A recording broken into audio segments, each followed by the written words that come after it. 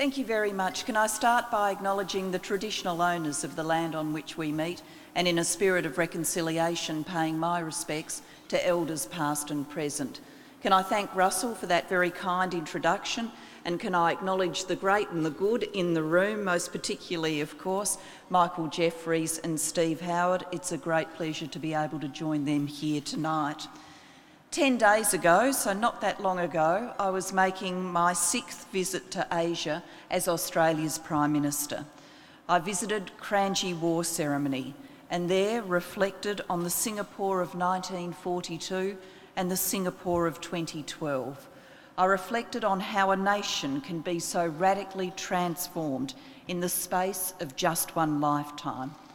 Singapore is now a powerhouse of Asian growth, a hub for education, transport, investment and regional diplomacy. Since 1942, its population has grown from 1 million to 5 million, and their living standards today are, on average, more than 10 times higher, and average life expectancy has increased by almost 30 years. Today's Singapore would have been unimaginable in 1942. Singapore's rise is richly symbolic of Asia's extraordinary rise, a story that could be told in 1,000 ways, but for which I will give you just one compelling statistic. In 1992, China and India accounted for less than 1/10 of world gross domestic product. In the 2 decades since, in a growing global economy, that has doubled. Of course, Australia has also been transformed since World War II to become a dynamic, prosperous and diverse nation in which we pride ourselves on maintaining our unique blend of prosperity and fairness. At the time of the fall of Singapore, Asia represented a threat to the Australian identity. Over the decades since, our engagement with Asia has become essential to our identity. Our relationships with the diverse nations of our region are both positive and successful. In 1950, Australia's goods exports to Japan, to ASEAN and other major Asian countries were around 13% of all of Australia's goods exports. Today, China, Japan, Korea, India and our ASEAN neighbours absorb around 3/4 of our merchandise exports. For all of us, the speed and reach of these changes are unprecedented.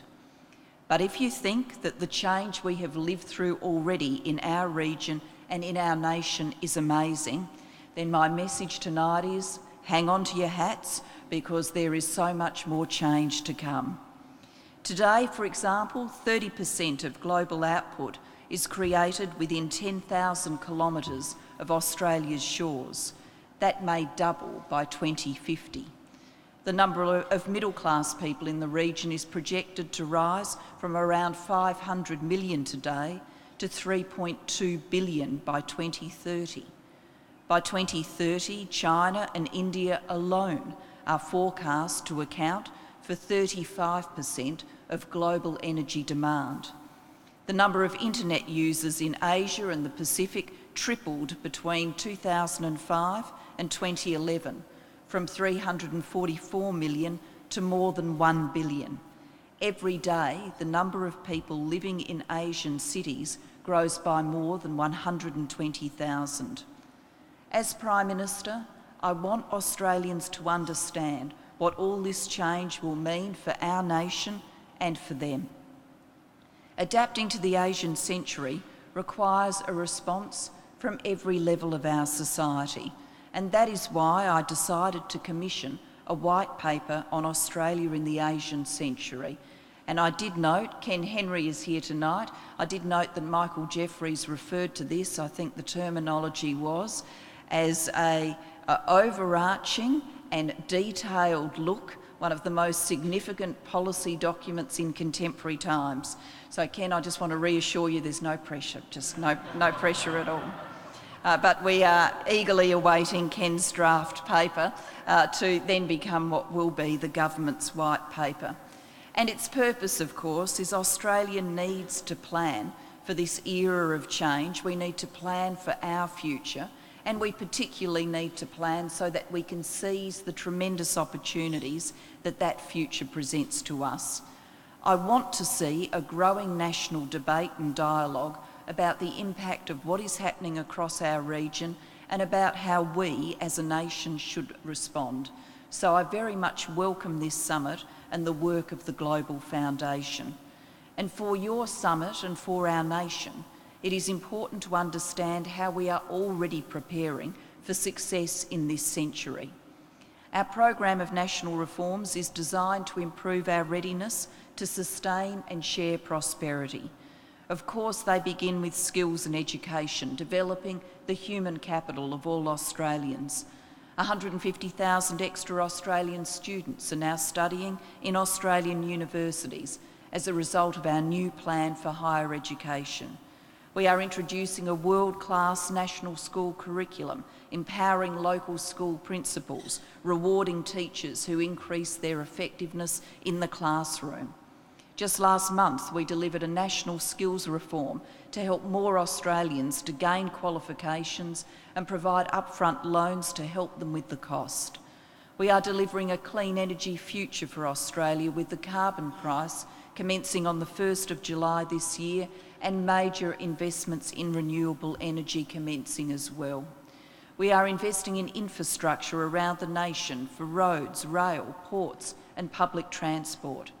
Through the Minerals Resource Rent Tax, we are spreading the benefits of the mining boom, investing in infrastructure that will help mining regions to grow.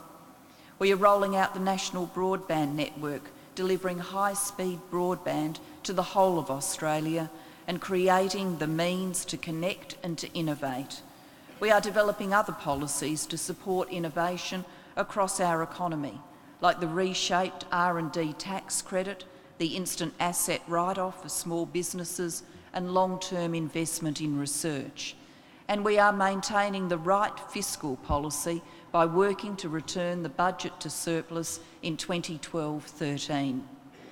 There is no clearer sign of a strong economy than a budget surplus, and yes, it requires hard decisions, but a surplus provides an essential buffer in case the global economy deteriorates, and it gives the Reserve Bank room to cut interest rates when it judges appropriate, as we have seen this week. And this is good news for Australians.